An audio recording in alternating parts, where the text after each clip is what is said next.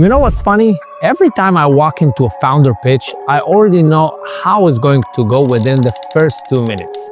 Founder will walk into a pitch with a perfect explanation. They are prepared, they have enough practice. They can explain every slide like a TED Talk, and still, they will not get funded. Imagine this: great deck, great vision. Investor says, interesting, love the space, and you leave the call feeling like you did a great job. Then the week passes, no follow-ups, no allocation, just silence. And founders in this situation usually think, maybe I need to explain it better. Man, every time I join fundraising call, I see the same mistakes over and over again.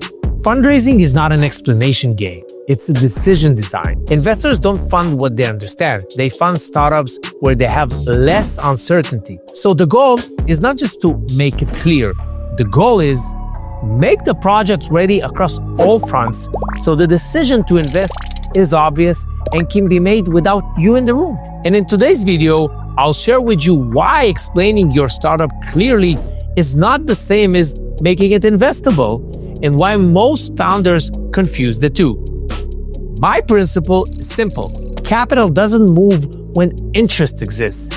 Capital moves when uncertainty is removed. And I've seen this across real raises. Over the last year and a half, me and my team helped raise over $200 million across 12 different crypto startups, different sectors, markets, and conditions. And I've noticed that what separates successful raises is never how well someone explains.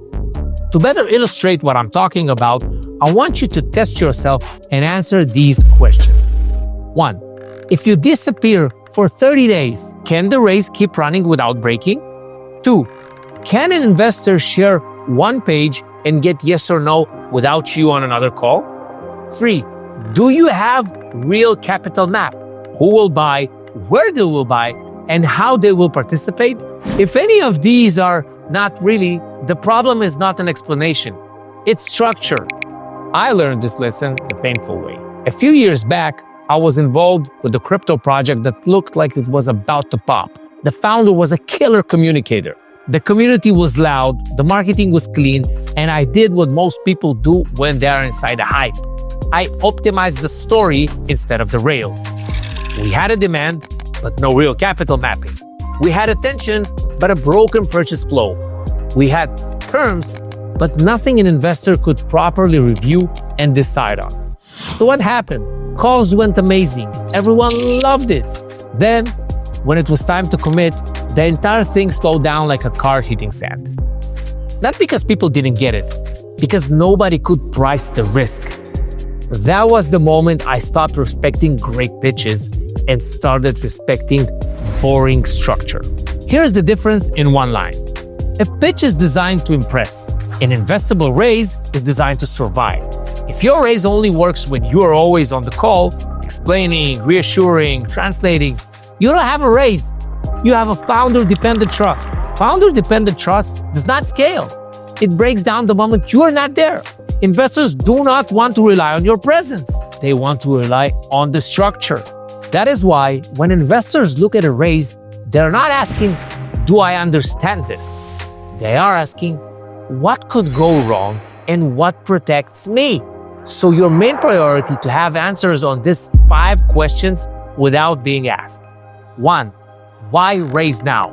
What will be changed if this round succeeds, and what cannot happen without this capital? 2. Who's already backing this? Early supporters or signals that others already believe in this race? 3. How does this money turn into progress? What gets built, shipped, or unlocked in the next 60 to 90 days? 4. What is the biggest risk? What could realistically go wrong and how serious that risk is? And 5. How does an investor make money?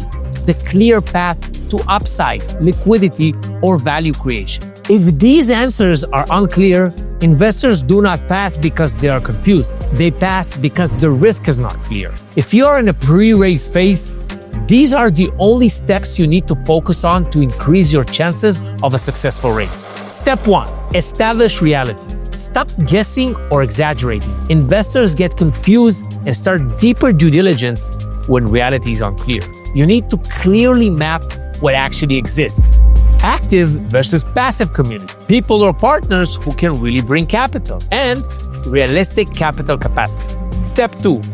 Build the decision pack. One clear pitch deck, maximum 15 slides. It must work without you on calls. It should clearly cover the problem, the solution, why this team, why this raise now, how the business and value work, the terms and structure, how investors can participate, and what happens after the launch. An investor should be able to read it once, forward it, and make a yes or no decision without another call.